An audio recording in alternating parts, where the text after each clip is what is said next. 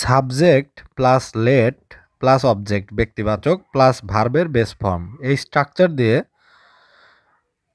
ইংরেজি বাক্য গঠনের কিছু উদাহরণ এখানে দেখানো হলো। যেমন আমি তাকে কাজটি করতে দেই, অর্থাৎ লেট বসে কোন সময়? যখন কোনো কাজ নিজে না করে অন্যকে দিয়ে করানো হয় তখন বসানো হয় হচ্ছে লেট। তাহলে আমি তাকে কাজটি করতে দেই, এর ইংরেজি হবে I let him do the work. আমি তাকে কাজটি করতে দেই।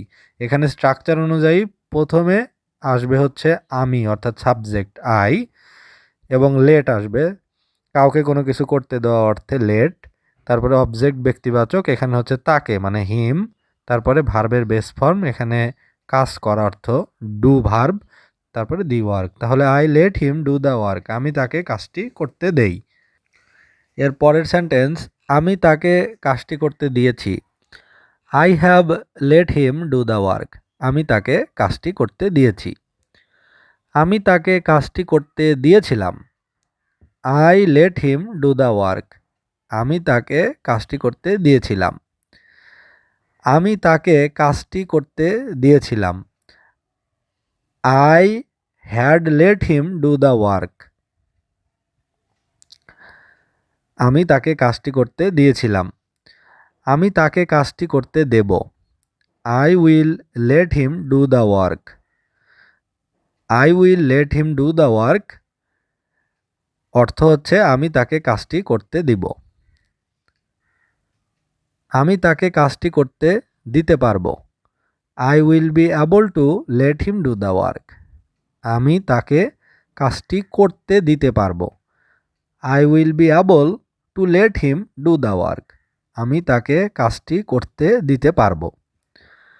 আমি তাকে কাজটি করতে দিতাম। I would let him do the work, I would let him do the work এর অর্থ হচ্ছে আমি তাকে কাজটি করতে দিতাম। আমি তাকে কাজটি করতে দিতাম। I use to late him do the work, আমার তাকে কাজটি করতে দেওয়া উচিত। I should late him do the work, আমার তাকে কাজটি করতে দেওয়া উচিত। উচিত অর্থে শুড ব্যবহৃত হয়, তাহলে I should late him do the work, আমার তাকে কাজটি করতে দেওয়া উচিত। আমার তাকে কাজটি করতে দেওয়া উচিত ছিল। উচিত ছিল এরকম অর্থে I should have late him do the work, I should have late him do the work অর্থ হচ্ছে আমার তাকে কাজটি করতে দেওয়া উচিত ছিল। আমি অবশ্যই তাকে কাজটি করতে দিব।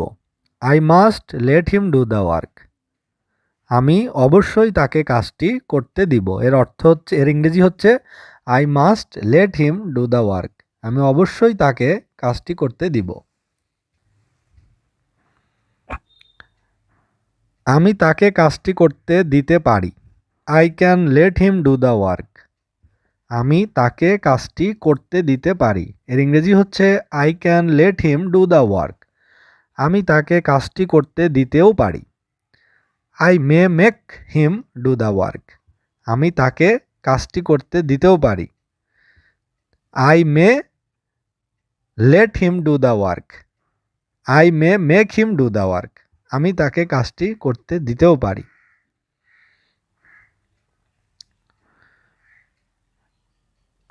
তাহলে এখানে লেট ভার্বও ব্যবহার করা যেতে পারে। I may late him do the work, আমি তাকে কাজটি করতে দিতেও পারি। আমি তাকে কাজটি করতে দিতে পারতাম।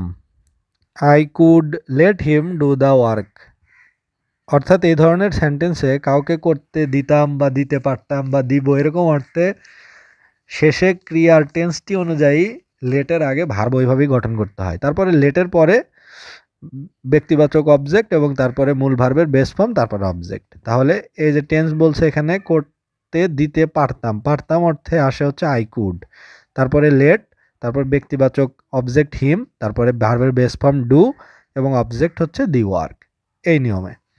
আমি তাকে কাজটি করতে দিতেও পারতাম।